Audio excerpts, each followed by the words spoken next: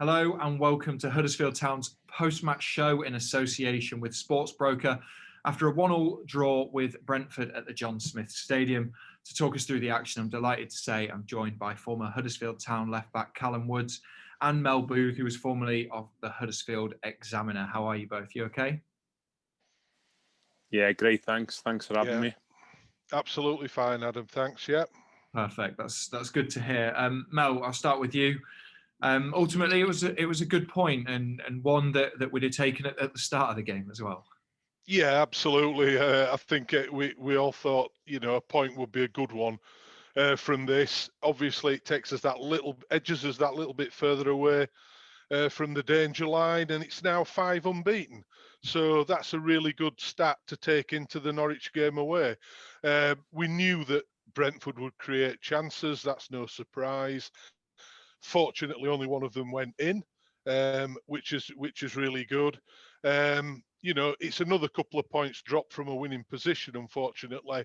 But I think in the context of the game, the context of the season, it's a really good point, a hard-working team performance, and they deserve to get something out of it. I think it was a good way to return to action, a difficult team to play against, but a very well-earned, hard-earned point. What did you make of the game, Callum? Yeah, I was very impressed with Town, to be honest. You know what I mean? I thought that the shape was excellent throughout the game. They're pressing Brentford really high up the pitch. You obviously know that Brentford are going to have a lot of possession in the game. So that's where our goal came from, with Lewis O'Brien getting the ball and ends up getting onto his right foot and scoring a goal by getting it high up the pitch and pressing them high up. So I thought we were excellent, to be honest. Yeah, talking about that goal, like you said, the high pressing was really notable, wasn't it, Mel? Right from the off, as soon as the ball went into the centre halves or into the six, you could see Fraser Campbell, Yaya Sanogo, Lewis O'Brien, Alex Vallejo all pushing on. Yeah, absolutely, and it was as Callum's just said, the Town really put them under significant pressure, and that's what forced the mistake.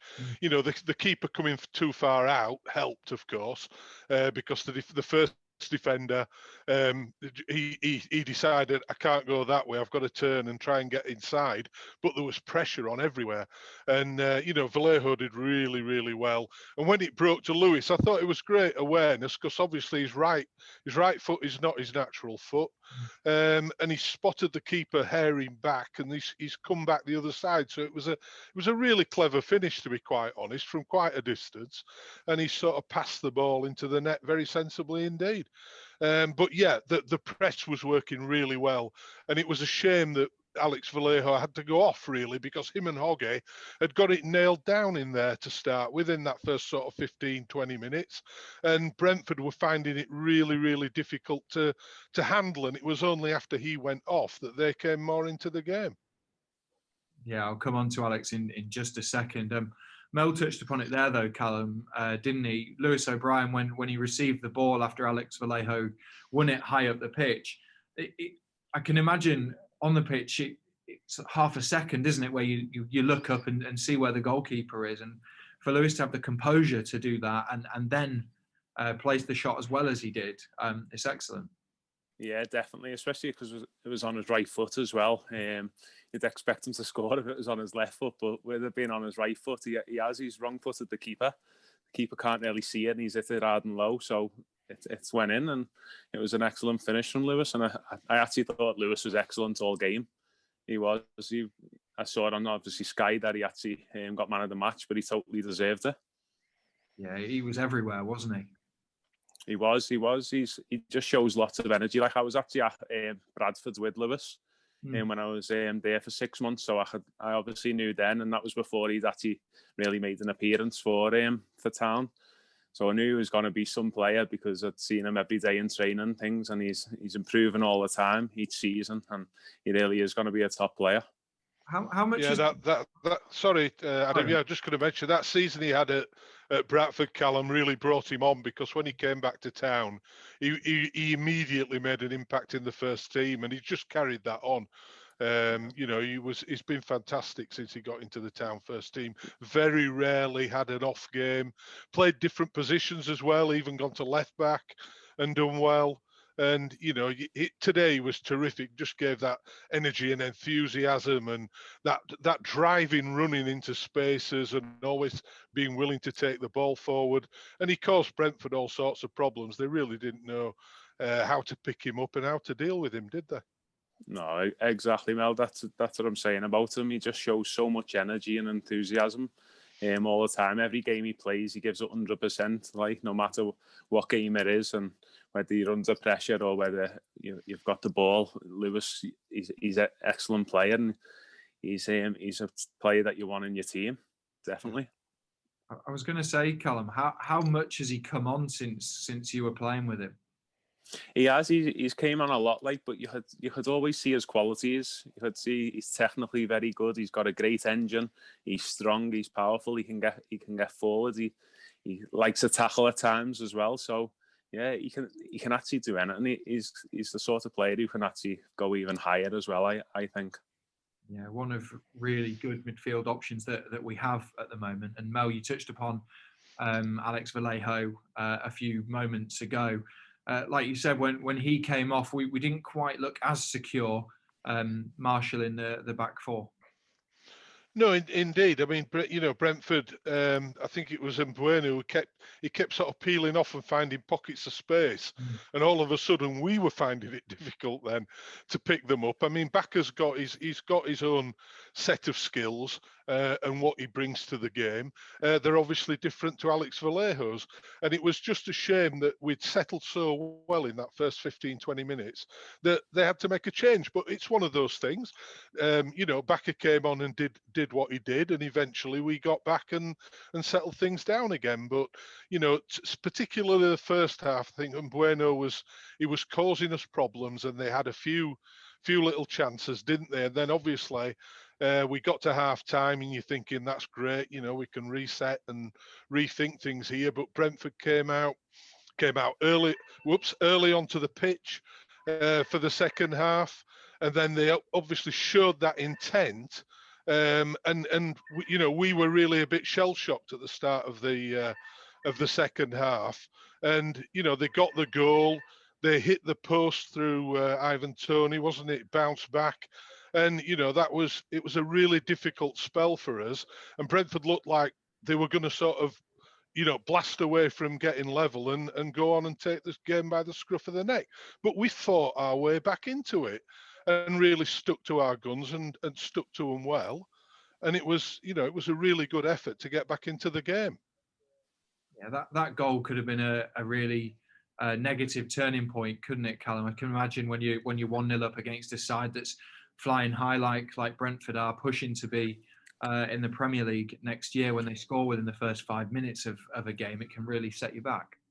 Yeah, definitely. I actually felt like that the Town players sort of switched off with the throw-in, and that's what actually led to the goal, back post, and then it was a great clearance off the line from Naby Sarr, and then it actually just it ends up falling to the Brentford player, Sorensen, I think it was, wasn't it, who scored, and he ends up squeezing it past the keeper. But like you said, Town held on, like, you know what I mean, and then seeing that out with Toney hitting the post, and you've got to stick together and keep your shape when you're under pressure and see them chances. Then after that, they didn't really have, I wouldn't really say they had any clean cut chances to actually score after Toney hit the post. So yeah, I thought the players kept the shape and defended really well throughout the game, right to the final whistle.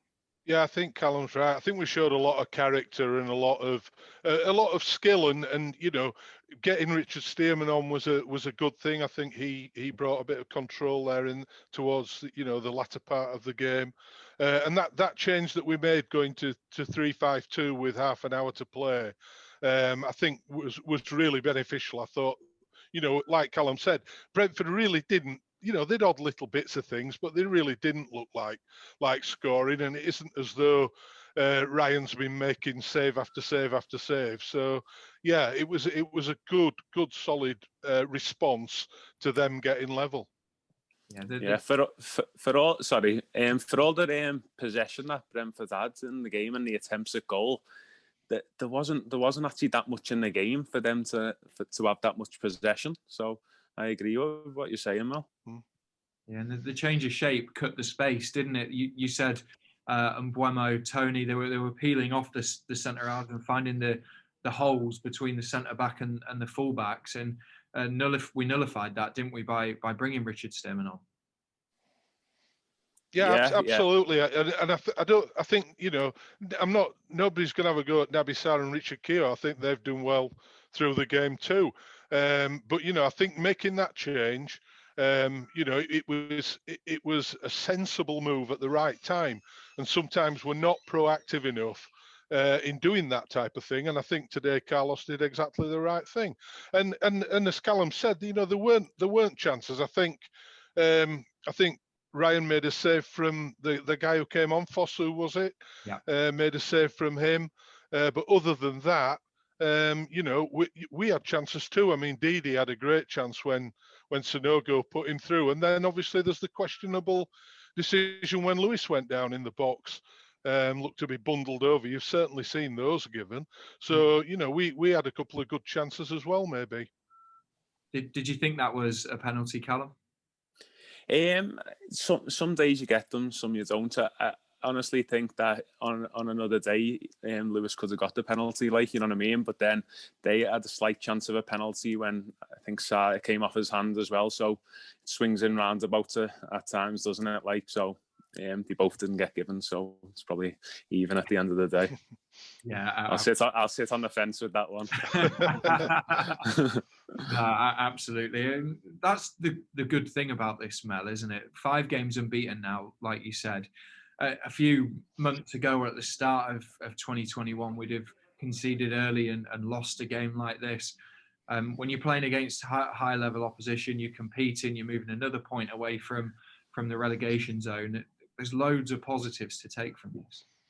Yeah, there are. I mean, this is when you get into a situation like we have done since Christmas, you've got to arrest it somewhere along the line. And 5 games unbeaten is a good solid way of doing that.